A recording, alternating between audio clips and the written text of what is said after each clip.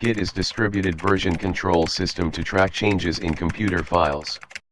As the name says, it is distributed, that is, many developers can work on the same project without being on the same network. This concept is also known as decentralized control system. Git coordinates work between every single developers by tracking all the changes that are made.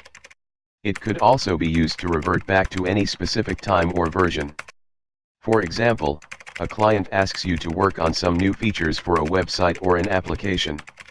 You work on the new features and later, the client disapproves the things that you've worked on and asks you for the prior version. This can be done easily using Git, as it allows you to take snapshots of every stage and allows you to jump back or forward to any stage you want.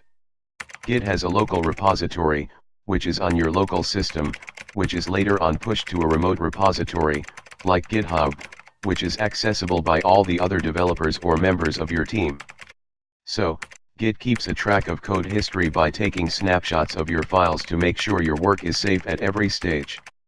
Once done, you can commit the snapshot to the remote repository, where the other developers can see your work and later on work around it. Please like and subscribe for more quick videos on Linux, AWS, and scripting.